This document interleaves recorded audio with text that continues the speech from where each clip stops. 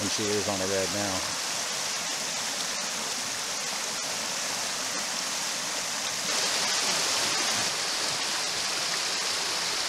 Maybe the size of the tail. There we go.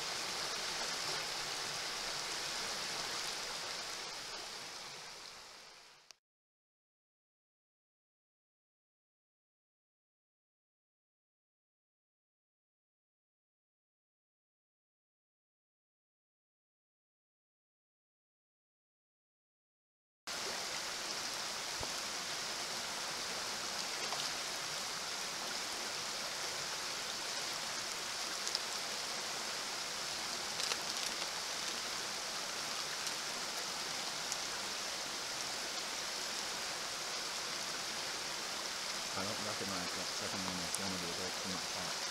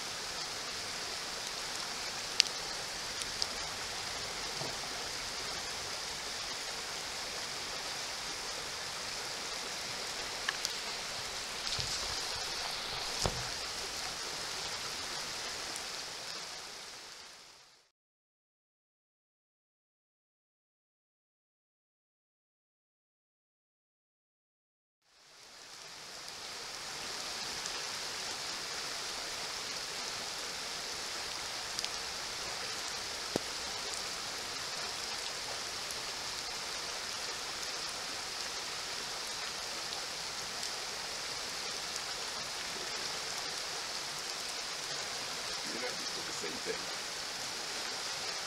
He's a scared. He's looking at the limit. Guess fucking what? That one's big.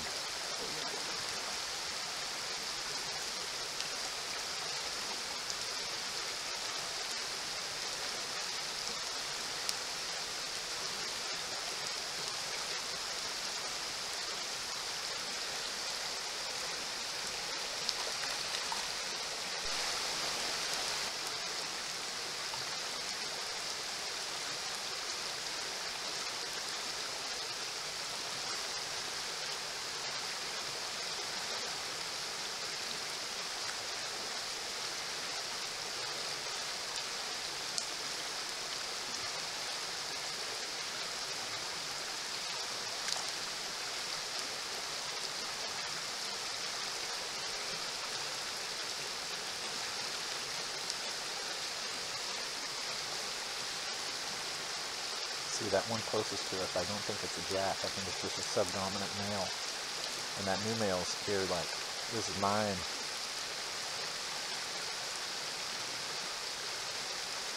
They both have a type on them.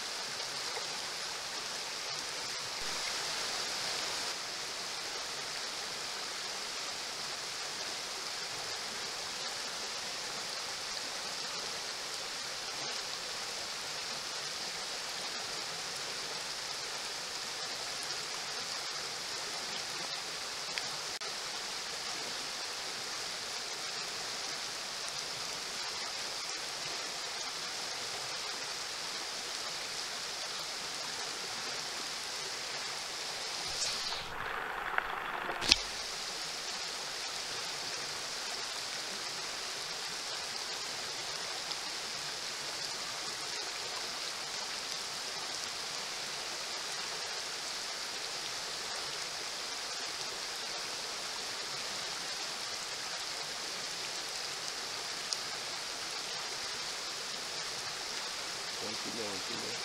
There's one up ahead. See the smaller one up ahead, the big one? What's he, 4 feet? Four. Okay.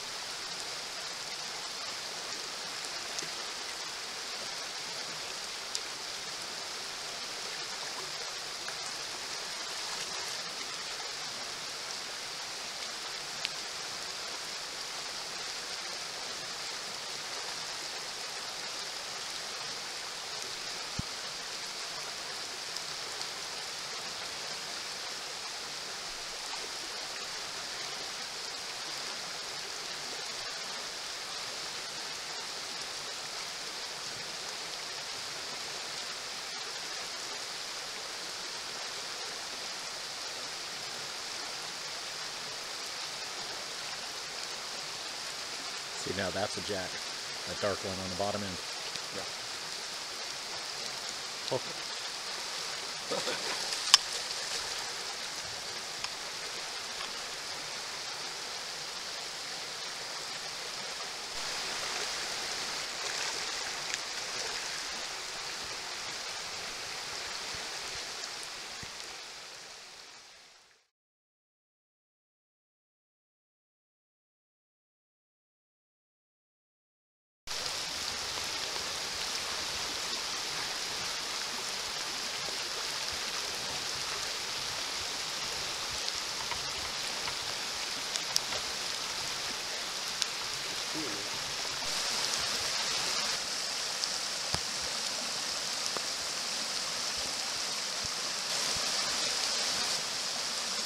Look at that tiny little jack.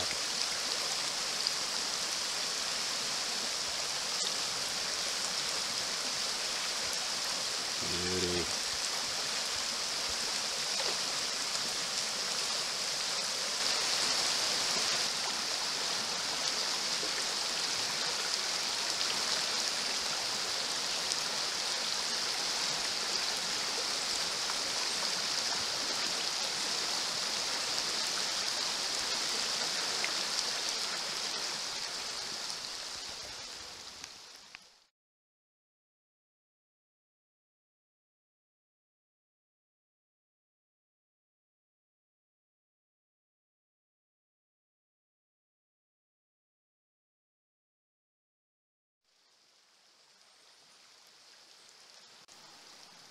After the rainy season ends and the stream flows are receding for the summer and into the fall, a layer of organic growth develops on the rocky substrate of the undisturbed stream bed. When fall's first rains bring increases in stream flow and decreases in temperature, moss or algal growth slightly darkens, and a relatively homogeneous coloration will be present wherever the stream bed remains undisturbed. As the first salmon arrive and begin building their redds, it's often the case that their activities are apparent and easily spotted by the trained eye. Digging a hole in otherwise undisturbed, dark, algae-covered rocks becomes obvious. However, once stream flows reach a certain threshold, and this is different every year and for every different sized stream, the Thalweg, or deepest part of the channel where the highest velocity water moves, will be signified by freshly turned rocks and gravel similar to a salmon red. Distinguishing between the Thalweg and salmon reds is an important skill to develop, and just as important is having the knowledge that at some point the entire stream bed is moved by high runoff events, and at that point the Thalweg is effectively the entire channel. Some years we have very even rainfall, achieving adequate flows for salmon to spawn, but no major high water events that would turn the entire stream bed.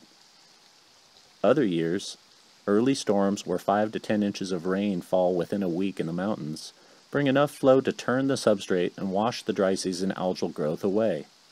So spotting and confirming salmon reds is more difficult, and sometimes nearly impossible. Those years where the reds are easily identified are good, because it should help protect them from anyone who might carelessly walk, drive, or ride an animal right through them. It happens. I've seen it. Since the very first time I ventured into these remote and wild places, I've considered it my responsibility to maintain as a very high priority a focus where I avoid disturbing the fish, and equally importantly, I do not disturb the stream bed where there's any possibility that a salmon red could be present. And of course I communicate this priority to anyone who accompanies me. And I make sure that it's their priority as well.